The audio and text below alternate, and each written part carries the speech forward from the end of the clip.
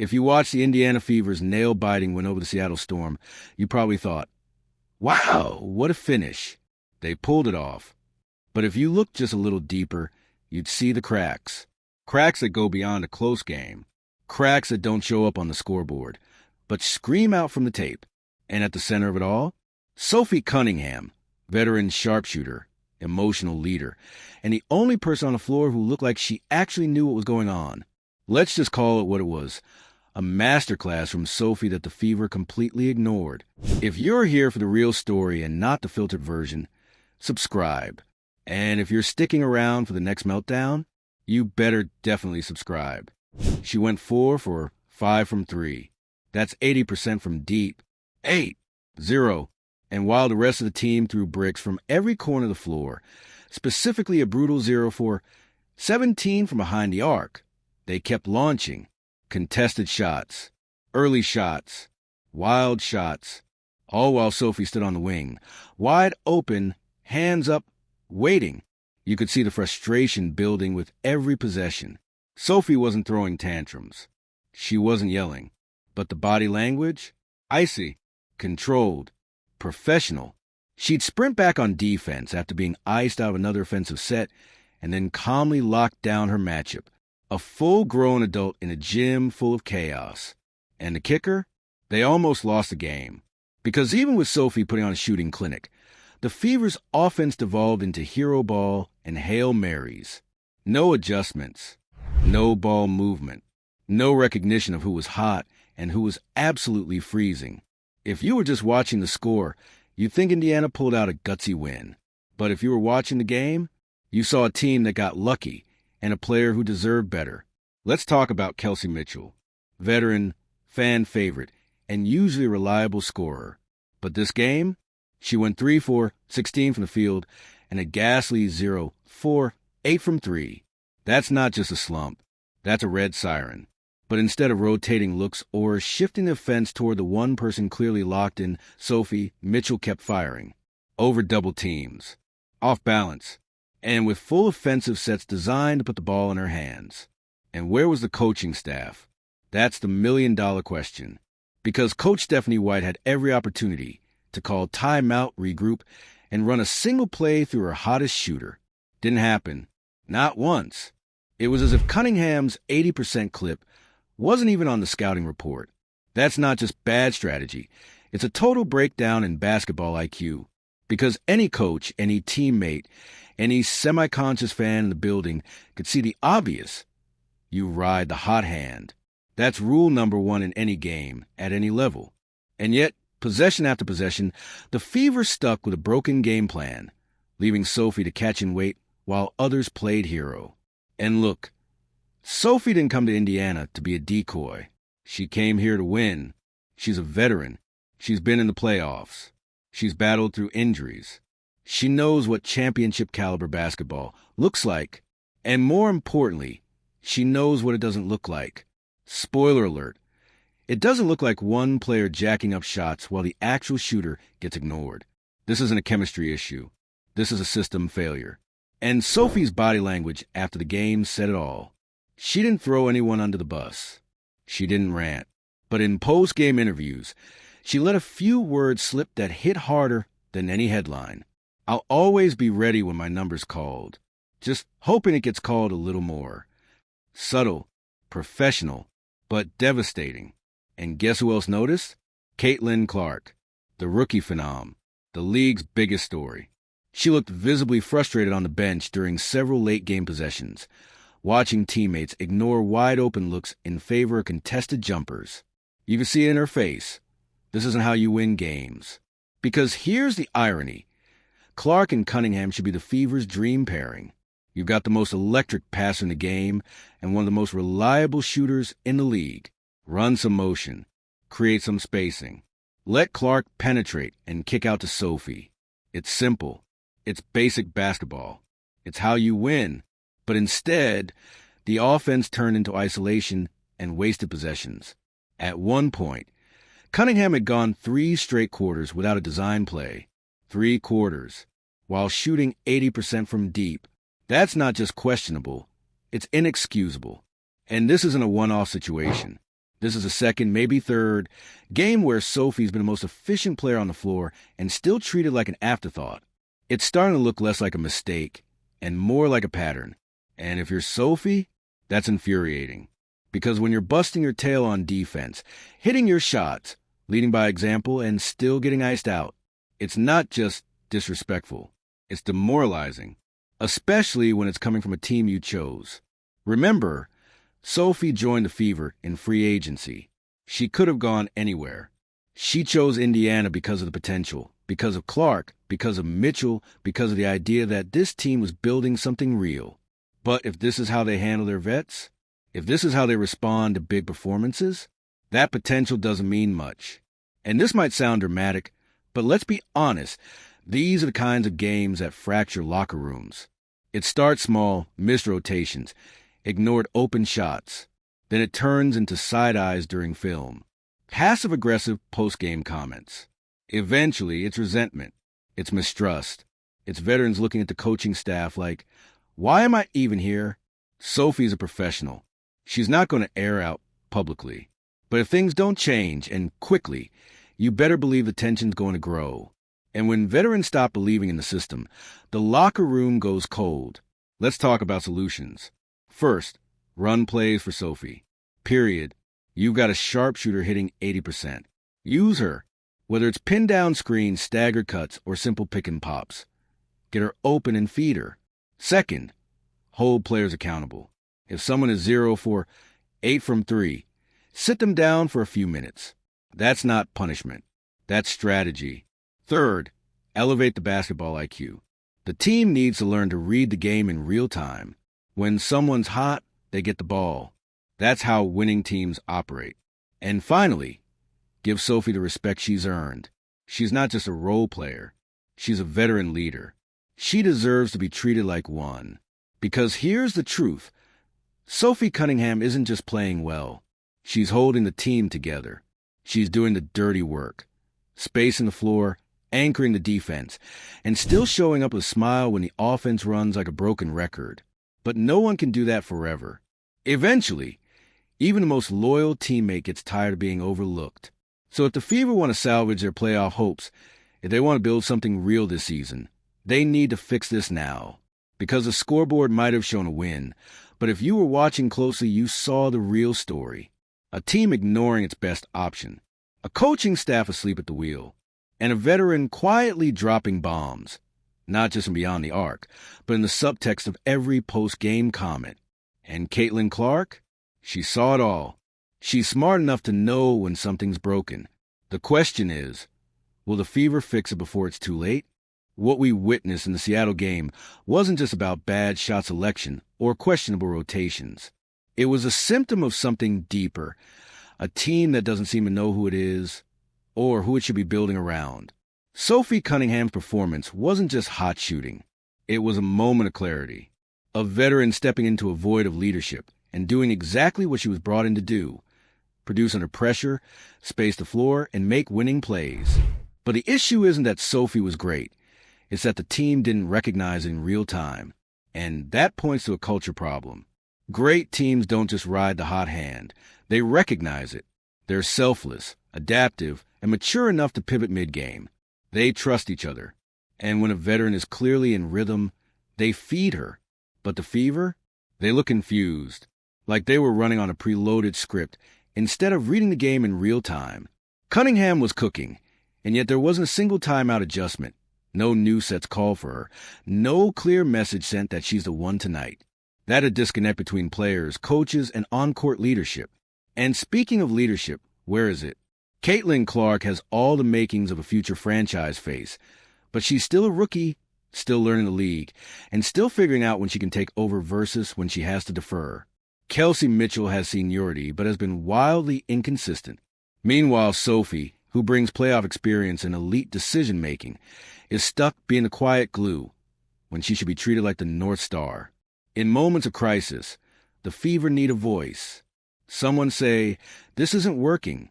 Give me the damn ball." Someone who can check a teammate when they take 4 bad shots in a row.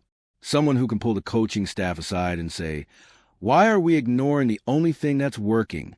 Sophie Cunningham could be that voice, but she can't do it alone, especially if the system isn't empowering her to. Another red flag? The Fever's offensive scheme is wildly outdated. We're talking about a team that seems more concerned with structure than feel. There's no flexibility, no read and react. And when things go south, it's either a desperation ISO or a prayer from three. Compare that to the top-tier teams in the league. Watch how Vegas or New York plays when someone's heating up. They immediately shift their offense to spotlight that player. Motion, misdirection, on-ball screens, off-ball action, whatever it takes to get shooter in rhythm. The Fever? They're still running the same dribble handoff play from 5 possessions ago. Even if it's not working, it's like trying to microwave a steak. Doesn't matter how long you press the button. It's going to come out dry. The biggest irony? They have the personnel to run a modern offense. They've got Caitlin's playmaking, Nalissa Smith's athleticism, Mitchell's shooting range when it's falling, and in Sophie, a veteran who understands spacing, timing, and shot selection at a high level. Yet they continue to operate like it's 2012. And fans? They're starting to see through the box score. This wasn't just a rough shooting night.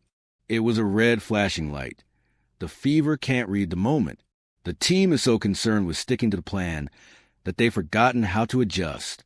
And if that doesn't change, playoffs are a pipe dream. Let's talk about the coaching angle. Head coach Stephanie White is under more scrutiny now than ever. Not because of one bad game, but because of a pattern of questionable choices.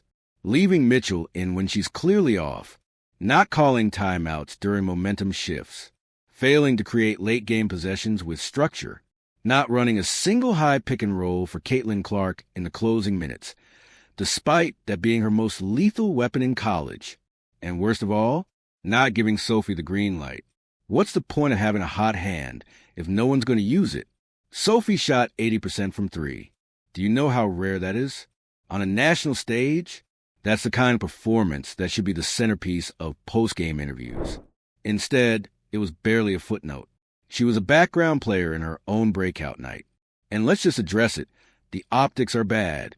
It's one thing for a young player to miss reads, but when a veteran is being iced out while a struggling shooter keeps getting touches, it raises hard questions about pecking order, favoritism, and respect. You can only ignore a vet for so long before it fractures trust. And when vets start tuning out, when they start doubting the direction of the team, that's when locker rooms unravel. Because it's not just about stats. It's about accountability. And right now, the Fever are failing to hold anyone accountable. Not for bad shots. Not for blown defensive assignments. Not for poor in-game decisions. And who's taking the hits? Sophie, the one doing everything right and getting none of the credit. She's not a rookie. She's not in this for reps. She came to win. And right now, it looks like the team isn't serious about that. Let's pivot to a deeper point. What does this mean for the Fever's future? Because the talent is there. The ceiling is high, but so is the risk. Because if Indiana doesn't start cleaning this up, if they don't fix their rotations, trust their veterans, and adjust in real time, they're going to alienate the very players they need to build a future around. Caitlin Clark is watching. Sophie Cunningham is grinding. Nalissa Smith is growing. But none of that matters if the system doesn't support them. We've seen this story before. Promising teams with talent and hype implode under poor leadership and locker room disconnect. And it always starts with moments like this, when players show you what they're capable of and get ignored.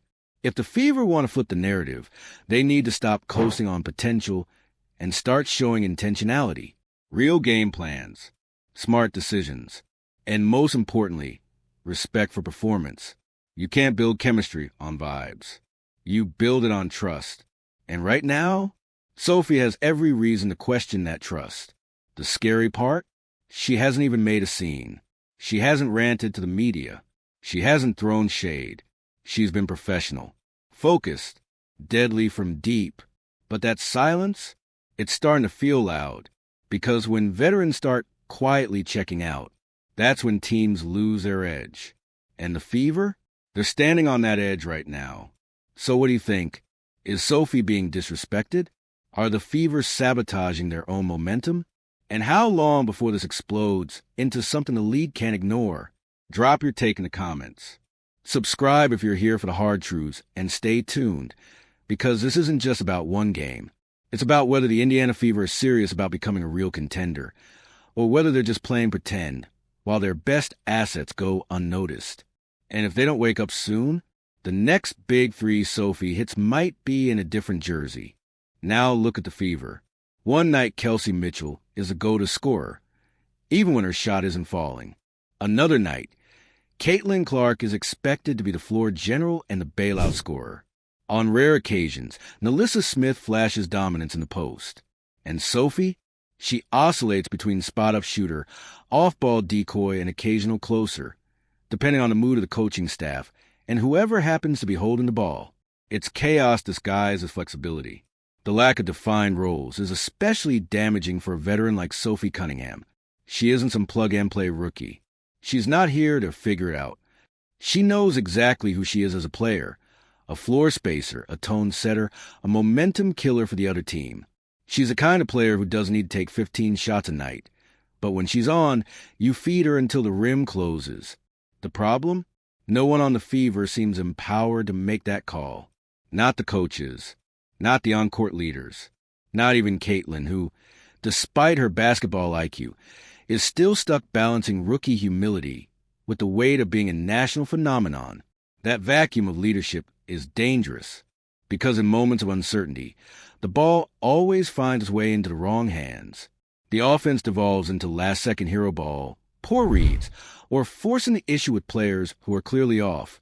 Sophie Cunningham, meanwhile, is standing wide open in the corner, ready to go 5 or 6 from deep, but somehow still being treated like a distraction. Let's talk optics for a second.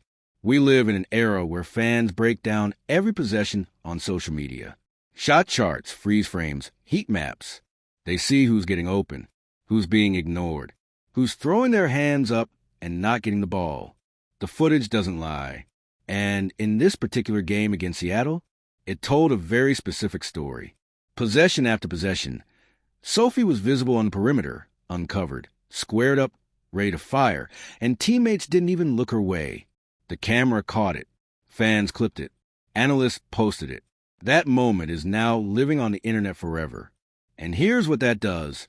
It creates doubt, not just among fans, but inside the team. Players start wondering if personal agendas are bleeding into play calling, if touches are being protected rather than earned, if decisions are being made based on politics, not performance. That kind of perception doesn't just stay online. It seeps into practice, into film sessions, into late-night texts between teammates who see what's happening but don't feel comfortable speaking up. And eventually, someone does speak up, or worse, someone checks out. That's the risk the Fever are now running with Sophie. Not because she's some diva demanding attention, but because she's being asked to sacrifice while watching teammates get rewarded for inefficient, losing basketball. You cannot build a winning culture around performance ignorance. And what makes it worse? The team hasn't addressed it publicly. No acknowledgement from the coaching staff. No accountability from the players. No, we need to get a more involved statement from the post-game pressers. Just silence. As if no one noticed, she went 80% from 3, while the rest of the team couldn't hit water if they fell out of a boat. That silence isn't neutral. It's a signal, and it tells a veteran like Sophie exactly where she stands in the pecking order, no matter how well she plays. Now let's look at the ripple effects. Because even if the Fever continue to scrape together wins, the foundational cracks are already visible. This isn't just about X's and O's anymore. It's about culture, trust, the unspoken expectations that define great teams. Right now, the Fever don't have that. What they have is a team full of potential being held together by hope. Hope that Clark will find her footing, that Mitchell will shake off the inconsistency, that Nalissa Smith will eventually anchor the paint, and that somehow Sophie won't snap from being ignored during the best shooting stretch of her season. That's not a strategy. That's a prayer. And if Indiana wants to be more than a media attraction, they have to start making hard decisions, starting with a very uncomfortable truth. Kelsey Mitchell is hurting the offense. That doesn't mean she's a bad player or that she shouldn't start. But right now, she's operating with complete offensive freedom without the results to back it up. She's getting more plays called for her than anyone else. Yet she's one of the least efficient players on the floor. And when it's not her night, the team still treats her like it is. Compare that to Sophie, who's played within the flow of the game, not forcing shots, and hitting everything she touches, but can't even get a design play run for her in the second half of a close game. That's not just bad math. That's bad culture. And sooner or later, someone in the front office is going to have to make a call. Is this team being built around the players who've been here the longest, or the ones who are giving you the best chance to win? Because right now, the Fever are choosing seniority over sanity, and it's going to cost them. Another point worth mentioning, Sophie's influence off the court. While the Fever have been busy fumbling her role on the hardwood, Sophie's media profile is exploding. She's gaining fans, making headlines, leading the team in relatability, and doing it all without the benefit of highlight reels or stat padding nights. She's become an emotional MVP, the kind of player who's winning over fans not just through performance, but through poise. If she ever does decide to go scorched earth and speak on what happened behind closed doors, the league will listen. Fans will definitely listen. And the Fever will be facing a media storm they are absolutely not prepared for. Sophie Cunningham has been quiet, but she's not blind. She sees who's getting touches. She sees who's taking bad shots. She sees who's being protected by the coaching staff. And if the Fever keep betting on politics over production, they won't just lose games. They'll lose the respect of the players who actually give them a shot at turning this franchise around. The real bombshell isn't that Sophie got snubbed. It's that no one in power seems to care. So what now? Will Coach Stephanie White swallow her pride and rework the offense? Will the veterans step up and call for a shift in priorities? Will Caitlin Clark take on more vocal leadership and start demanding smarter basketball?